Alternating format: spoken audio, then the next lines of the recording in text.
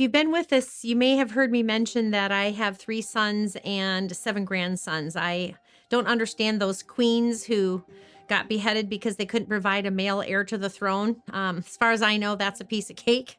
But it was actually really fun to be involved in the education of my boys. They're so different, and I really admire the strength of boys. They have such an outward focus. They want to go out and slay dragons of all sorts, and they want to rescue, and they want to be strong and tough. And the more I understood the heart of a boy, the more I realized that I didn't want to do anything in their education that in any way asphyxiated that manly, crusading, championing, rescuing knighthood that's deep in their hearts. And so over all the years of trying to draw boys into reading, and I think it's tremendously important that they do, because they get outside of themselves and they see needs, and they see a need for heroic rescuing.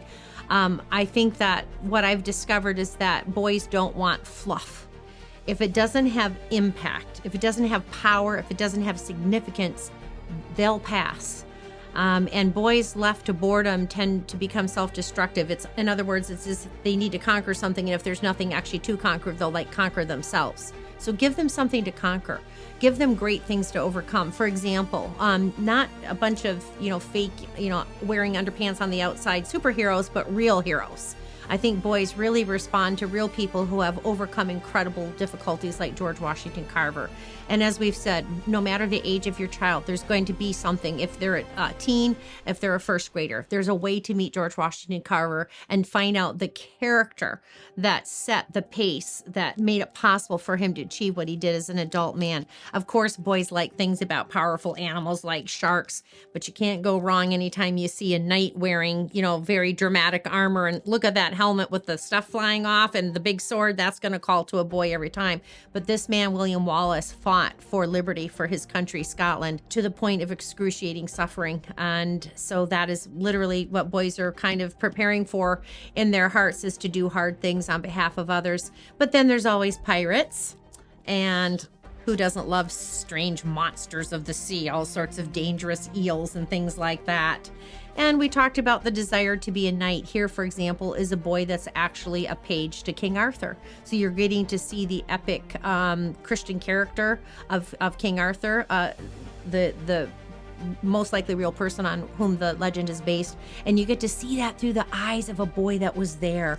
Here's another example of that right here. I think we talked about this before. This is about why Brutus felt like he had no choice but to assassinate Caesar. But we don't just hear it in a Western Civ textbook.